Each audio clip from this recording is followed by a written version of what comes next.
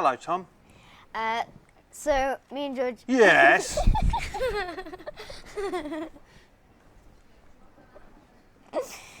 Me and George... It's not very professional, Tom. How do you know my name? Oh, you know, I know a lot of things. Tom, if that is your real name, which I very much doubt. Yep, what's your question? So me and George are both very big fans of your Mr. Gum books. Yes. Thank you. Does Mr. Gum have a reason that he's so horrible? He does have a reason that he's so horrible.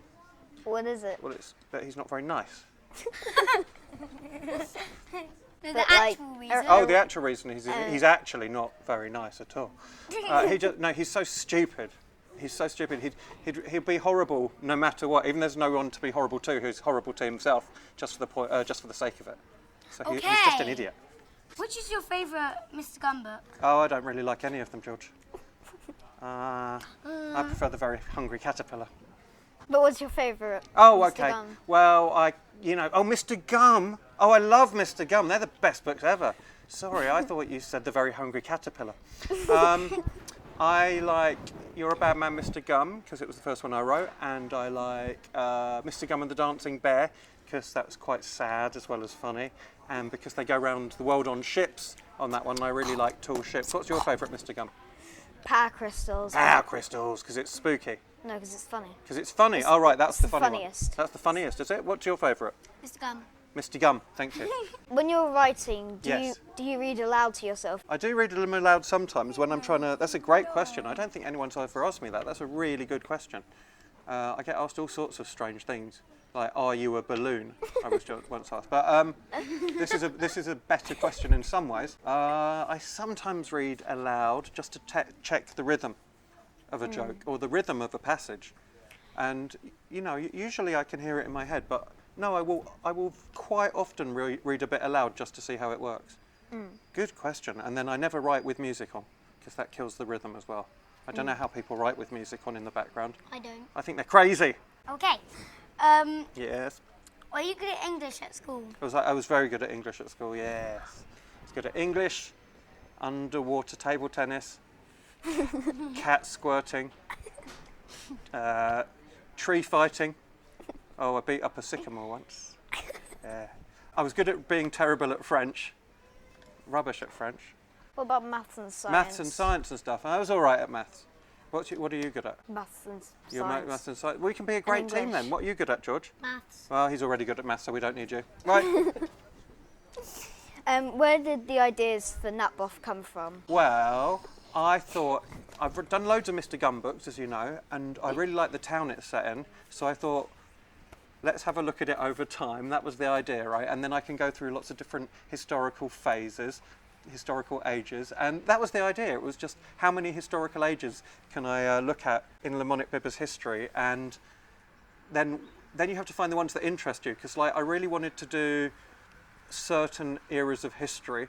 And then when I started doing them, I thought, I don't really care about that. It's not that I don't care about it, but I haven't got anything funny to say about it. But then the Victorian one, Yeah. That was. I really liked that one, and then I thought I've got to do a Shakespeare. Got to do it. You can't do 2,000 years of British history, made-up history, without having a go at Shakespeare, right? Yeah. And then I thought, everyone's done Shakespeare. How can I do Shakespeare in a different way? And then one day, this is how ideas come to you. You don't know why. One day I just thought, why I can make the main character in the Shakespeare. He can just be a man called Porks. Porks! And I have no idea why. It's not very Shakespearean. But as soon as I had Porks, I was like, yeah, I can do Shakespeare now, which is called 'Tis Rubbish Being a Squirrel. And some other historical eras. I thought this one would be... It really is rubbish to be... It is rubbish being a squirrel, and George should know because he's a squirrel. And I thought that there would be some historical eras that I'd have so much fun with, and then I started to write it and nothing. So there you go. It came from a mixture of wanting to write about history and desperation. Which story in Natboff was your favourite to write? That's a good question. Which story, not just my favourite, but my favourite to write? Probably the Victorian one again, because that's called The Strange Case of Dr. Wempers and Mr. Cribbins. And for those of you in the know, it's a takeoff of Jekyll and Hyde. And it's all written like a Victorian diary. All right, these are good questions. I'm liking them. In the end of the book, It goes into the future. Yes. It reminds me and Tom about the Oh, The Hitchhiker's Guide to the Galaxy. Did you like The Hitchhiker's Guide to the Galaxy? Is it quite like The Hitchhiker's Guide to the Galaxy? The footnotes. The footnotes. I don't remember. Are there footnotes in The Hitchhiker's Guide? Well, yeah, because it's the Hitchhiker's Guide to the Galaxy, like talking about the different. Don't I read that book about 30 years ago. I totally forgot that there were footnotes in that, but I was thinking of some different authors who use footnotes. There's an American guy called David Foster Wallace, and he used to use footnotes all the time. He's definitely not for kids. In fact, it's quite hard to read him even when you're a grown-up. And people hate those footnotes, they drive them mad. But that's the game, right? So I found that when writing Natboff, this is a good question actually, when fighting Natboff, you fight caveman. Sorry, when writing Natboff, sometimes when you're writing it does feel a bit like fighting because it's quite difficult. But when I was writing Natboff, I found that each story started to have a little game in it, right? And that was the way to write the story. And the future one became all about the footnotes and having loads of things explained in the footnotes. And also I thought that some of the kids who are reading Natboff might not really have come across footnotes before, so it's quite challenging, possibly. Yeah, it's quite difficult, right?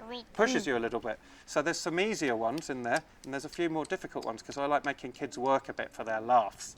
But if you read the footnotes, you hear all about the disconnected face-bum dogs, so it's worth it, guys. When you were a child, what was your favourite book? Oh, very good question.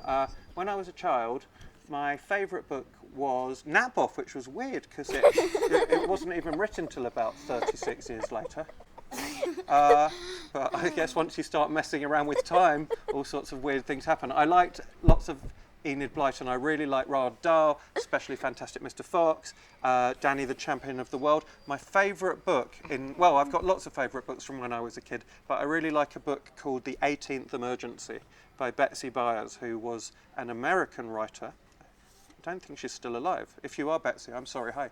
And, well, I'm happy if you are, but anyway, let's not go into that. But the 18th Emergency is a brilliant book. It's very funny and it's very thoughtful and it's very sad at the same time, very melancholy. And it's just a tiny little story about a kid who gets into trouble with the bully at school, and that's all it's about. It's brilliant. Sounds interesting. It is interesting. Thank you, Jeremy Paxman. Oh, I want to ask you a question. So, without telling the folks at home, did you notice some Mr. Gum characters coming into the stories in Natboff? Did you not notice any? No. No? Who? No. Oh, I'm not going to tell. Well, people related to Mr. Gum characters, perhaps? I don't want you to say who they are. Oh, yes. Yes.